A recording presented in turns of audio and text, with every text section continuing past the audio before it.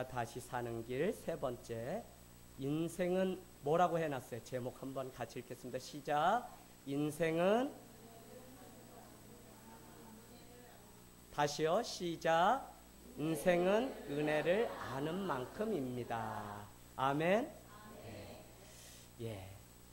여러분, 금주 어느 날이었는지 모르지만 한날을 기점으로 해서 잠자리에 들었다 자다 일어나서 춥다는 느낌 때문에 이불을 덮고 그런가 하면 방 창문을 닫아 놓는 일들이 지난주에 있었습니다. 그러면서 말하기를 뭐라고 이야기하냐면 추운 것보다 차라리 더운 게 낫다, 이런 이야기를 하곤 합니다. 여러분, 불과 하루 만에 우리의 말이 이렇게 바뀌었습니다. 저는 오늘 이 말씀을 여러분께 드리는 것은 바로 우리가 살아간다고 하는 인생이 이런 거라는 겁니다. 어제가 있고 내일이 있는 그것이 아니라 어제가 내 삶의 마지막일 수 있다고 하는 그 종말론적인 신앙, 땅에서도 하늘을 품고 사는 신앙은 천국을 미리 앞당겨서 사는 신앙인 동시에 그 하나님의 마지막 때가 내 삶 가운데 이미 오늘 이 시간에 임했다고 하는 신앙. 그래서 내가 결코 나의 시간과 나의 에너지를 세상 다른 것에 쏟는 것이 아니라 하나님께 집중해서 살아갈 수 있는 이 은혜가 대한민국에 사는 우리에게만 축복으로 있다는 것입니다. 할렐루야. 사계절이 있는 나라가 없어요. 대한민국은요, 사계절이 있으니까 제가 곰곰이 생각해 봤거든요. 무슨 생각이 드냐면, 봄, 여름, 가을, 겨울 바뀌면서 젊어서는 잘 몰랐던 그 사계절의 변화를 통해 하나님의 은혜로 한 고비를 넘고 넘는 그 은혜가 무엇인지를 조금씩 알게 되는 것 같아요. 그러면서 엊그저께 봄이었는데 이제 벌써 여름이 되고 가을이 되고 겨울이 되는 것을 보면서 세월을 아끼라 때가 악하니라 라고 말씀하신 주님의 그 말씀이 무엇인지 우리는 다시 한번 삶 속에서 느끼고 살아갑니다. 여러분, 우리가 빌레몬서 단 한 장입니다. 많은 사람들이 저에게 목사님이 가장 살아가는 복음서를 저에게 소개해 주세요 하면 저는 가차없이 복음 중에 가장 큰 복음은 빌레몬서다, 그렇게 소개합니다. 그 안에 용서가 있고 십자가가 있고 사랑이 있고 용납이 있고 기다림이 있고 가장 큰 것은 은혜와 평강이 기록된, 막힌 담을 헐기 위해서 이 땅에 오신 분이 예수 그리스도로 끝났는 줄 알았더니 고린도전서 11장 1절처럼 내가 그리스도를 본받은 것 같이 여러분은 나를 본받으십시오라고 말했던 사도 바울의 그 음성이 오늘 이 빌레몬서를 통해서 어떻게 막힌 담을 허는 삶을 그리스도인이 살아가야 될지를, 예수님처럼 살아가야 될지를 우리에게 가르쳐 주기 때문에 복음 중에 가장 큰 복음은 이 빌레몬서라고 저는 믿고 소개를 할 때가 있습니다. 사랑하는 여러분, 사실 이 빌레몬서는 사도 바울이 썼던 옥중서신 중에 한 편입니다. 옥중서신은 그가 로마에 복음을 전하러 갔다 그곳에 갇히게 되죠. 그래서 사도행전 26장 예, 우리가 보면 그 뭐라고 기록되어 있냐면 사도 바울은 로마에 온 지 이태 동안 뭐라고 말씀하냐면 셋집에 살면서 하나님이 누구신지, 예수님이 누구신지와 하나님의 나라를 전파했다고 그렇게 사도행전에 말씀하고 있습니다. 여러분, 이 사도 바울은요, 그 복음을 전하러 갔다가 로마의 죄수가 돼서 옥에 갇혔는데 그곳에서 누구를 만나게 되냐면 오네시모라고 하는 한 가정, 빌레몬의 가정의 노예를 만나게 돼요. 그래서 그의 사정이 어떠한지를 들었게 되거든요. 그랬더니 그가 말하기를 내가 주인에게 큰 불의를 끼치고 왔다는 거예요. 18절로 가겠습니다. 18절. 그가 만일 너에게, 빌레몬 너에게 불의를 하였거나 너에게 빚진 것이 있으면 그것을 나 바울 앞으로 계산하라 라고 사도 바울은 오늘 편지를 썼어요. 그래서 우리가 유추를 해보건대 오늘 오네시모를 옥중에서 사도 바울이 만나게 되었는데 그는 분명히 그를 사랑했든지 그를 아꼈든지 아니면 그를 미워했든지 그의 주인 빌레몬에게 불의를 끼치고 왔다는 것입니다. 제가 여러분 요새 막 마음 가운데 쓸데없는 생각이라면 쓸데없는 생각인데 이런 생각이 막 들어요.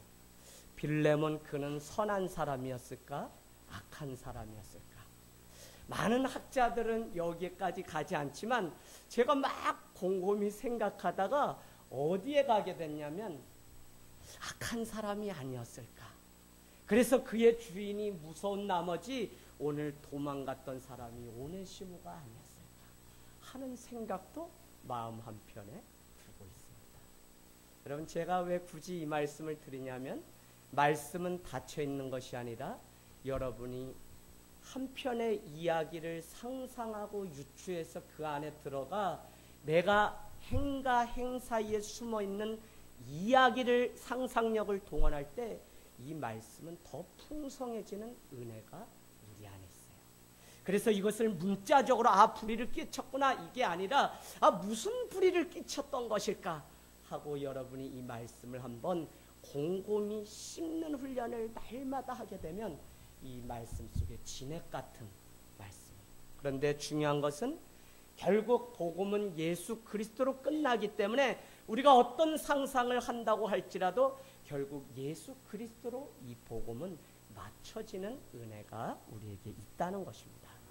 여러분 오늘 1절 다시 보면 예수 그리스도를 위하여 갇힌 자 된 바울에 한번 동그라미 치시고요. 형제가 있는데 디모데에 한번 동그라미 쳐놓으세요. 그 다음에 우리의 사랑을 받은 자요 동역자인 누구요? 빌레몬. 오늘 동역자라고 하는 단어가 매우 중요합니다.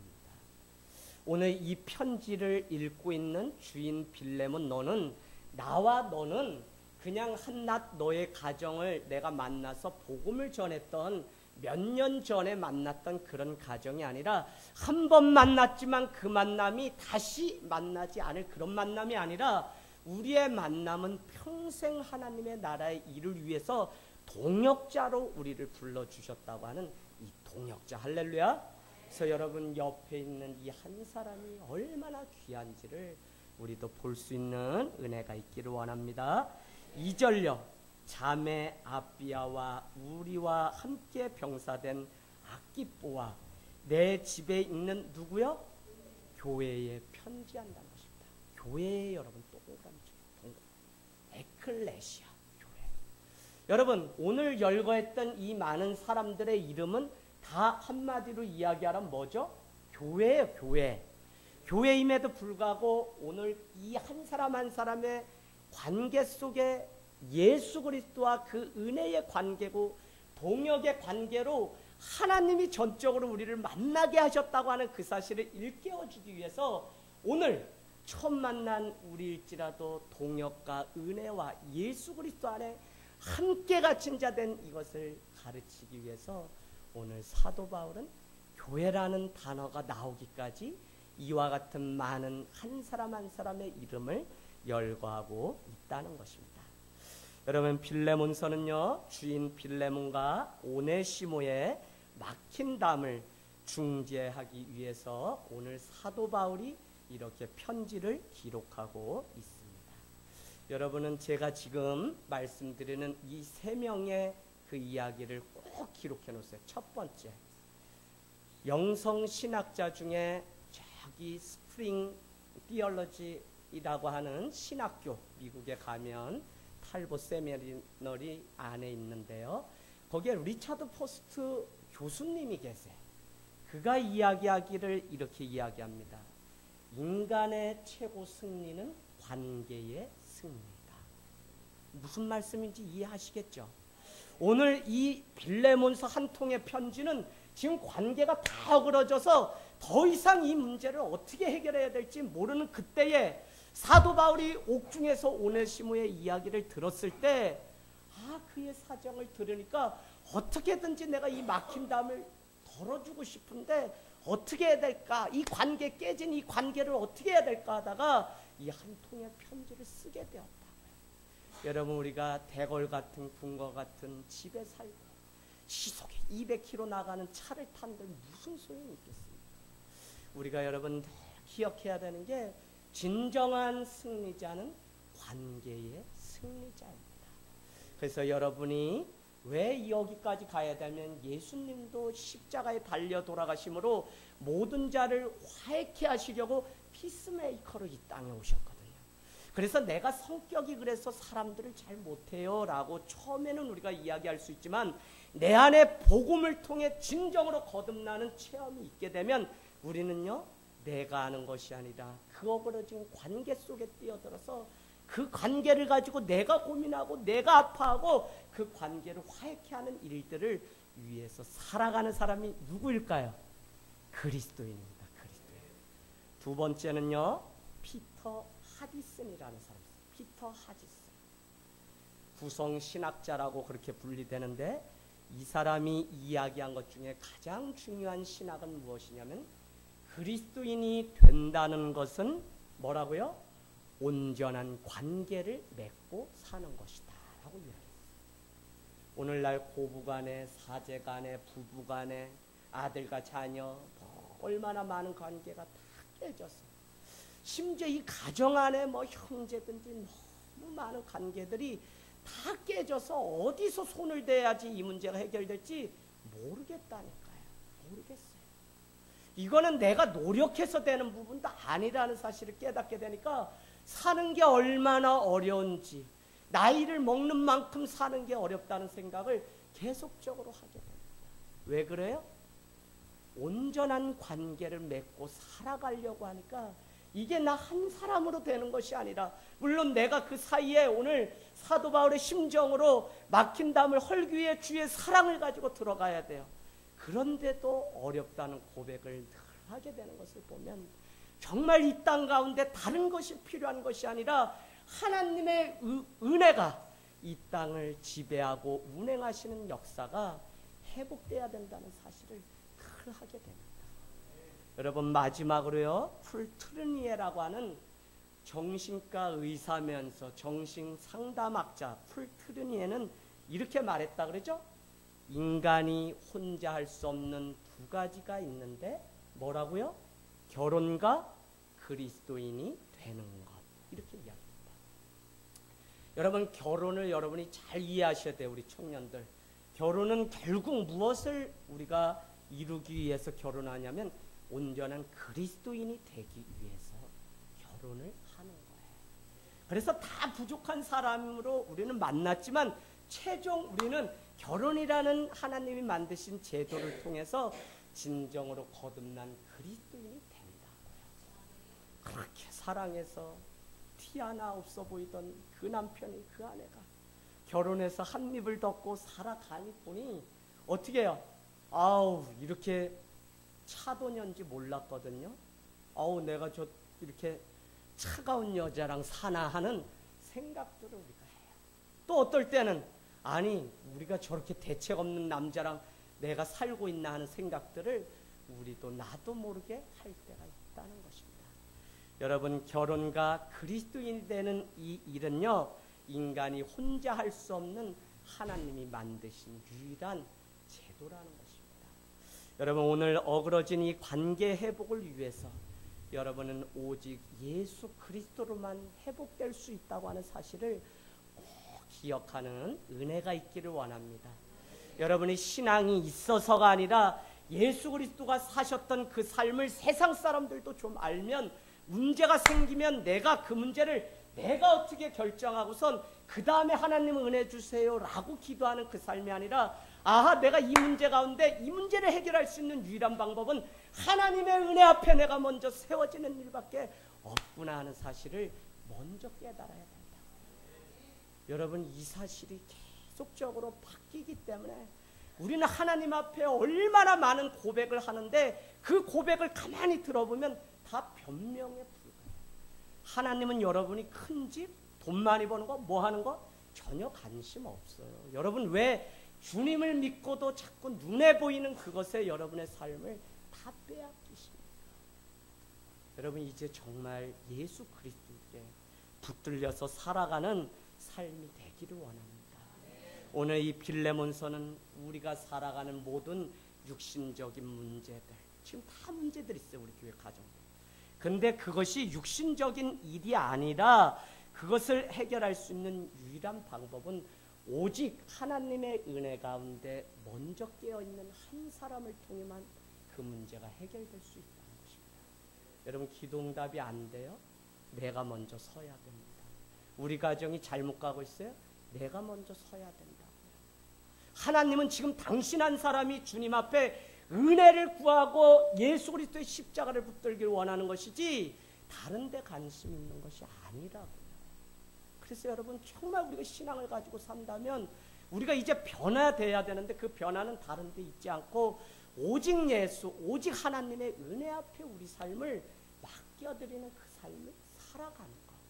그게 바로 그리스도의 좁은 길을 걸어가는 사람이 가는 삶이에요.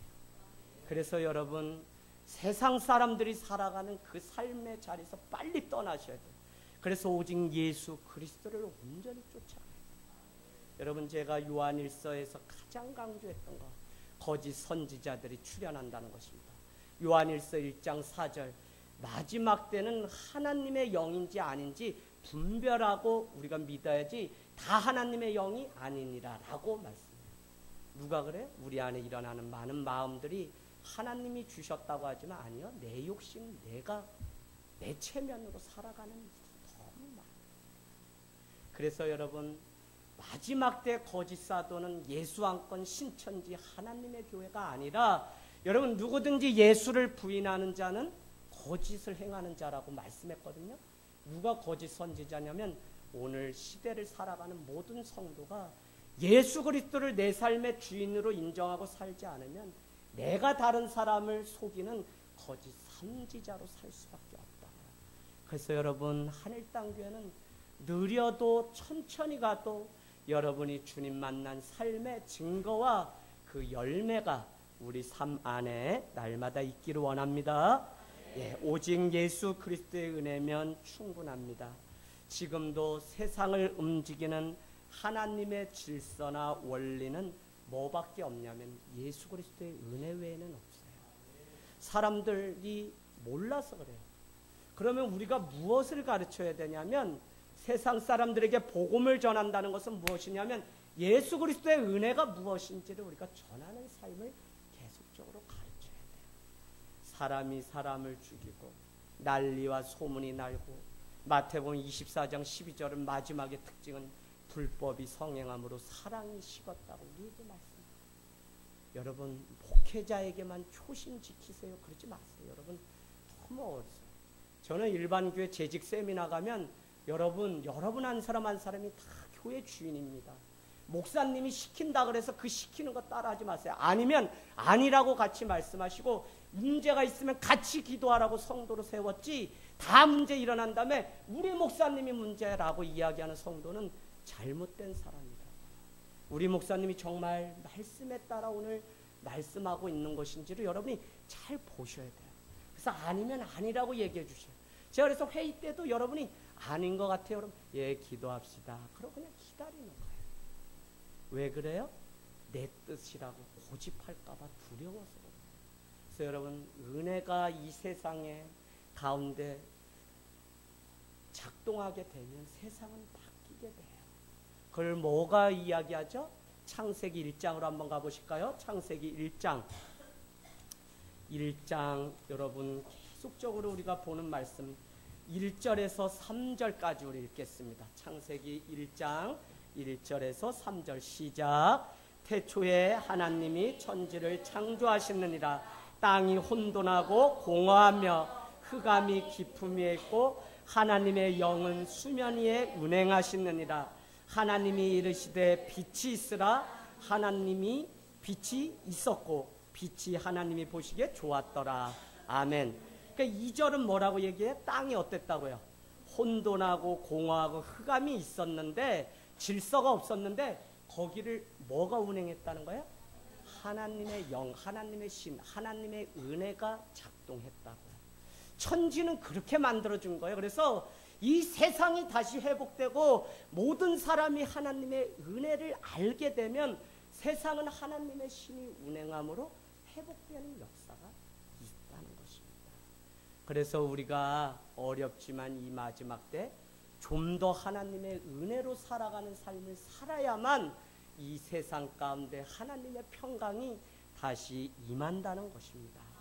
여러분, 모든 관계가 망으로 되어 있다고 제가 지난주에 말씀드렸습니다. 네트워크, 웹으로 만들어져 있다. 그런데 왜 이게 다 깨졌냐면 사실은 우리 안에 있는 관계가 다 깨져서 그렇게 되었다는 것입니다. 가만히 생각해 보면 그 옛날은요, 구불구불 가도 이 집에서 저 집 가기까지 도시도 똑같아요. 골목길이라는 게 있었어요. 그래서 이 골목길은 뭐냐면 생각해 보세요. 상상해 보세요. 가다가 아이들이 그냥 가방 던져놓고 거기서 딱지 치고 영희 철이 거기서 공깃돌 던지고 놀았다고요.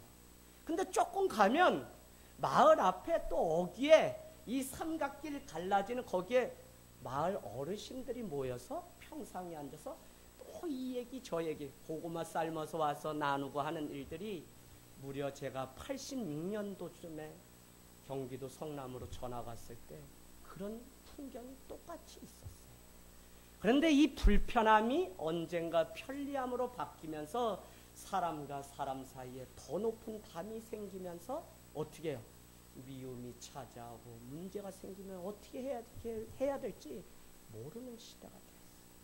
그러면서 이 산업화의 역분으로 우리 부모 세대 60, 70, 50 그렇되시는 분들이 나같이 자녀들은 고생시키지 않으리라 하는 그 마음 때문에 밤낮으로 이교대하고 잔업하면서 돈을 더 벌어서 그냥 돈만 생기면 무조건 갖다가 저금을 하는 거예요. 저금. 새마을 금고 어디다.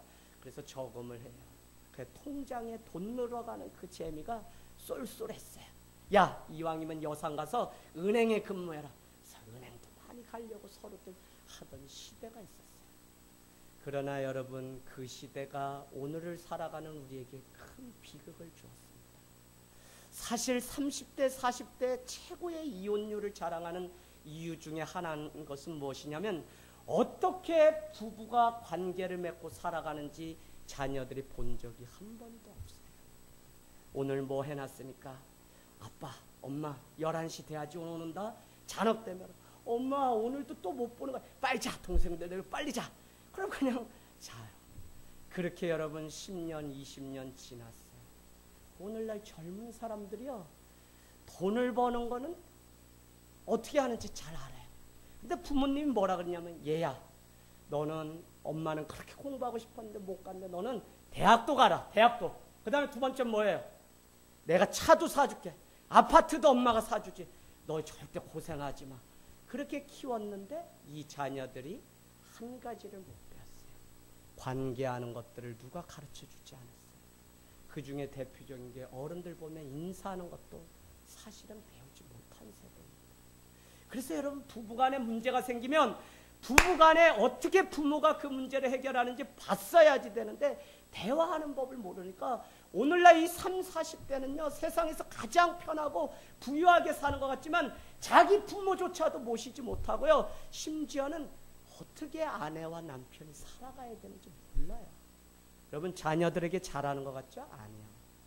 어떻게 해야 될지 몰라서 학원으로 여러 곳으로 남에게 위탁교육을 받는 시대가 오늘날의 사회입니다. 그래서 한병천이라고 하는 독일에 공부하는 그 철학자는 오늘날의 사회야말로 피로사회다, 이렇게 책을 내서 베스트셀러가 됐어요. 얼마나 피곤함 속에서. 왜요? 관계를 어떻게 맺어야 될지 모르니까 피곤한 거예요. 자, 여러분, 오늘 우리가 살아가는 문화는 이 초대교회 빌레몬서가 기록되던 당시와 같이 반기독교적이고 반문화적인 사회 속에 살아갑니다. 그러나 교회에 오면 우리가 계속 듣는 것이 무엇이냐면 너희는 세상의 빛과 소금이 되라는 이야기를 계속 들어요. 점점 더 우리가 세상 속에 나가서 어떻게 빛과 소금의 관계를 맺고 살아가야 될지 막막한 시대에 우리가 살아가고 있습니다. 그러나 여러분, 오직 정답은 오직 예수 그리스도의 은혜로 돌아가는 것 외에는 없다는 거예요.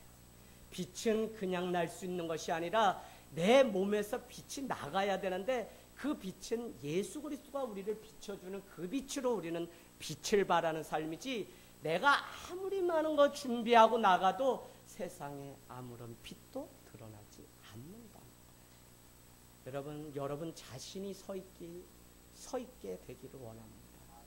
여러분에게 계속적으로 신앙은 무엇이라고 말씀드리냐면, 눈에 보이는 그것이 아니라 보이지 않는 것을 볼 수 있는 눈이 신앙입니다. 주보제가 접었어요. 여러분 어디까지 보여요? 여기 가려진 건 안 보여. 위에 보여. 보인다고 하는 이것은 여러분 우리를 둘러싸고 있는 모든 것의 빙산의 일각에 불과하다고요. 여러분이 철학적으로 사고하기를 원해요. 그럼 이 얘기는 무엇이냐면, 우리가 계속적으로 세상을 열심히 살고 뭘 산다는 것은 계속 눈에 보이는 부분을 치장하면서 사는데 바쁘다고요. 왜 상처 못 버리냐면 여전히 남의 눈을 의식하는 거예요. 왜 자녀 번듯하게 키우고 싶냐면 남이 보는 우리 자녀. 여러분, 그러나 신앙은 우리에게 태클을 걸어요. 지금 너의 겉모습은 화려할지 모르지만 너의 속사람이 온전히 변하지 않는 한 너는 그리스도인이 아니라고 우리에게 말씀이 경종을 울리는 것입니다. 여러분, 우리 자신이 먼저 서 있지 않으면 세상의 빛도 소금도 될 수 없어요.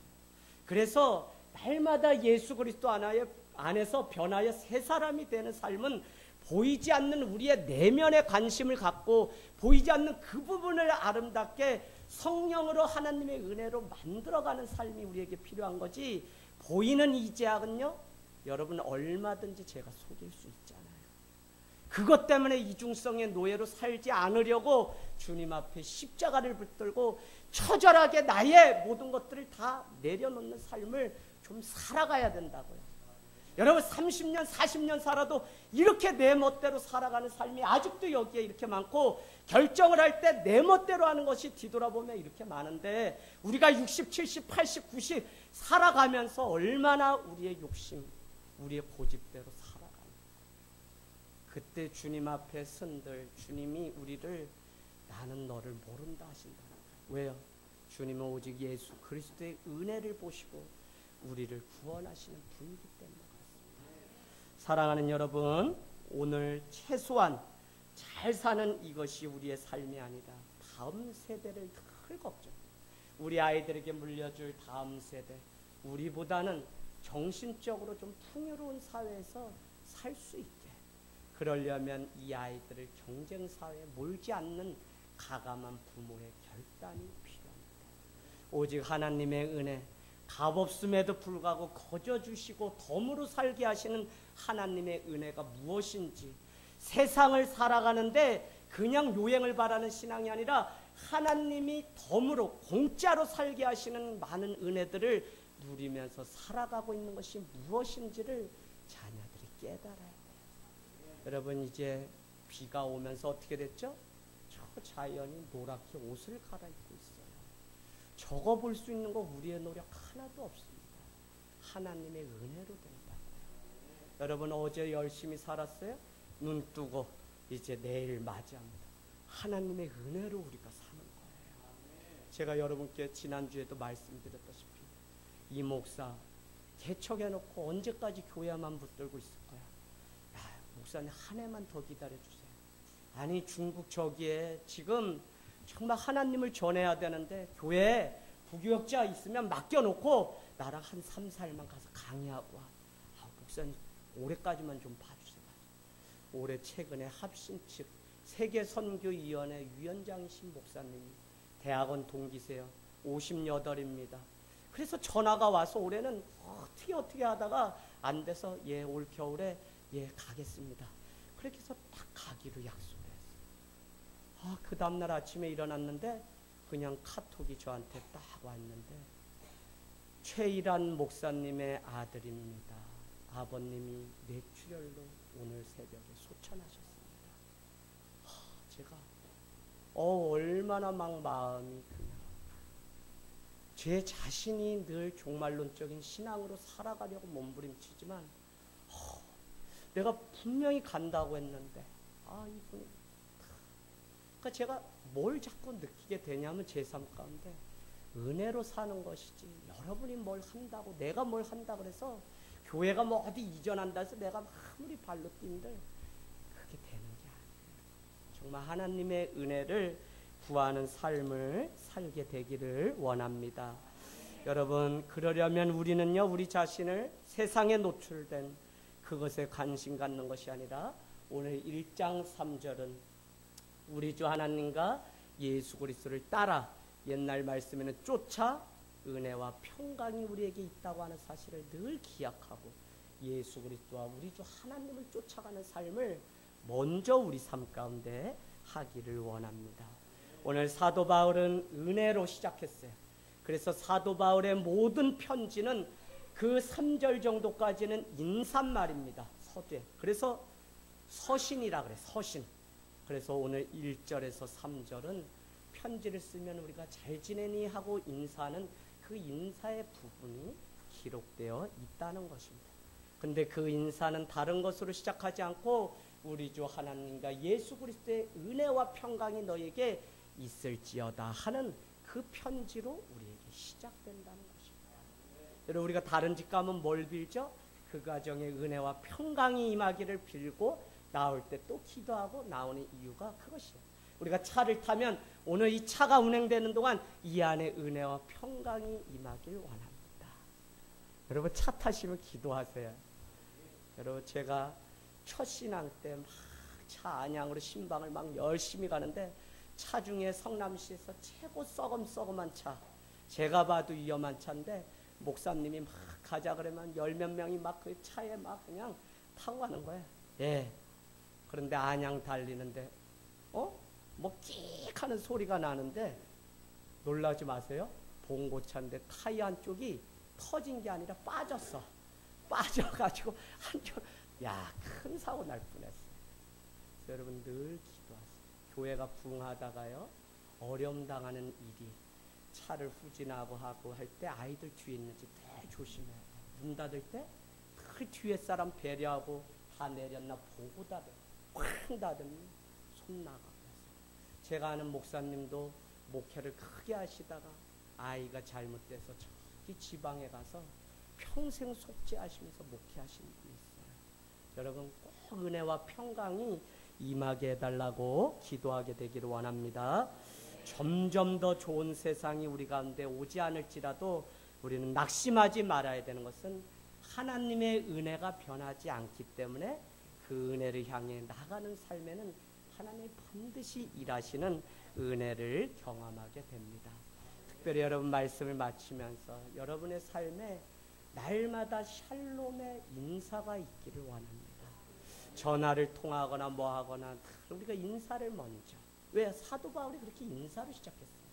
그래서 여러분께 결론으로 말씀드리면 빌레몬이 자기에게 불의를 끼친 이 오네시모를 용서했을까 안 했을까를 우리는 요세푸스 역사가를 통해 보면 오네시모는 예수를 믿고 변화되어 동역자일 뿐만 아니라 그 그리스의 한 지역의 초대 감독이 되었다고 하는 마지막 1세기의 역사가의 기록이 남아있어요.